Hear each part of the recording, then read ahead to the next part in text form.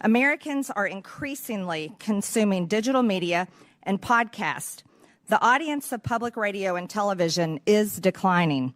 And I know this because I represent a rural district where farmers listen to podcasts and internet-based news while they drive their tractors. At the same time, NPR and PBS have increasingly become radical left-wing echo chambers for a narrow audience of mostly wealthy, white, urban liberals and progressives who generally look down on and judge rural America.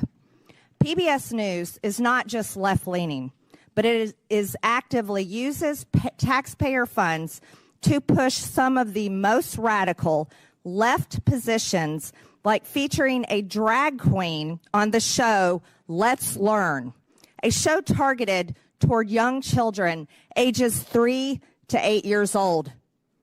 I want you to know I grew up watching children's programming on PBS.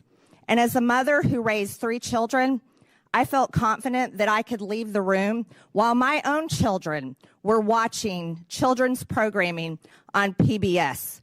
But I can tell you right now, Ms. Kruger, specifically, as a mother, if I had walked in my living room or one of my children's bedrooms and seen this child predator and this monster targeting my children, I would become unglued. And that is how most parents feel all over this country. This is not the only example of them sexualizing and grooming children. They've been doing it for over the last decade. In 2015, PBS produced Frontline put out a documentary, Growing Up Trans, that takes viewers on an intimate and eye-opening journey inside the struggles and choices facing transgender kids and their families. This means that PBS is one of the founders of the trans child abuse industry, all while taking taxpayer money. Brainwashing and transing children is an issue so hated by parents across the country that it was a driving force in the landslide Republican and Trump victory in the 2024 election cycle and presidential race. The news that these entities produced is either resented or increasingly tuned out and turned off by most of the hardworking Americans who are forced to pay for it. They no longer view NPR and PBS as trusted news sources. As a matter of fact, with these people, they're a threat. In fact, when Elon Musk put his hand over his heart and extended it and told the American people his heart goes out to them, PBS News posted the clip, called it a fascist Nazi salute, and described how it was similar to the same Heil used by Nazis at their victory rallies. Not once did PBS or NPR report on the numerous accounts of Democrats making the same gesture. AOC, Kamala Harris, Barack Obama, Elizabeth Warren, somebody that lost a presidential race, Hillary Clinton, Governor Tim Walz. Why wasn't this treated exactly the same way? Is there not a standard in journalism today? Apparently not.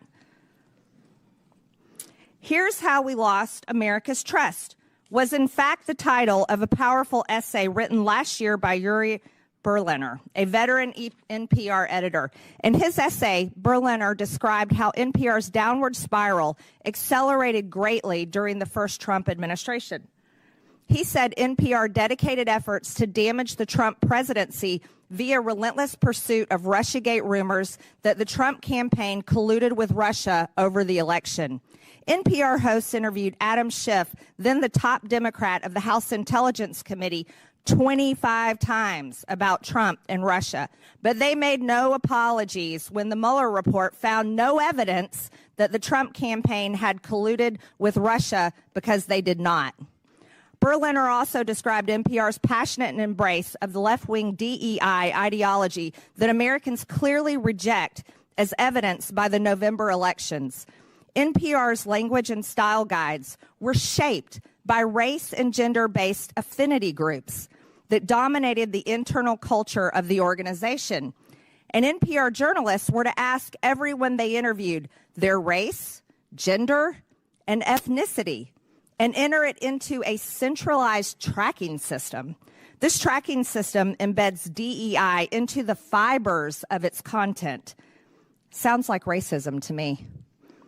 It's a software attached to NPR's content management system where these reporters and producers submit information about their sources' race and ethnicity, gender identity, geographic location, that's kind of scary, and age range.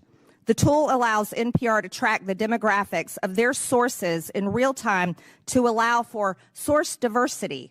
The irony of these supposed diverse sources is that NPR has no real interest in diversity, like having diverse viewpoints. Berliner tried to sound the alarm on this when he checked voter registration records of the editors at DC's NPR headquarters and found 87 registered Democrats and 0 registered Republicans. But NPR treated Berliner like a political dissident in the old Soviet Union. He was driven out of the organization and forced to resign. Sounds like communism. And the ringleader of that effort was NPR's then newly appointed CEO, Catherine Marr, who is before us today. She dismissed Mr. Berliner's wake-up call as profoundly disrespectful, hurtful, and demeaning. In other words, instead of viewing it as a chance to finally right the ship at NPR, she doubled down. In doing so, she made it clear how any further internal dissent would be dealt with on her watch. That does sound like communist China at the taxpayer's expense. And no one should be surprised. NPR installed her in the top job after Ms. Marr was firmly on record with a litany of public comments and social media posts displaying her ultra-progressive views, her scorn for free speech, and her fondness for censorship. So now it's up to Congress to determine if Americans are going to continue to provide her and the organization that put her in charge willingly, after they knew these things, with taxpayer funds to continue to pursue their progressive or rather communist agenda.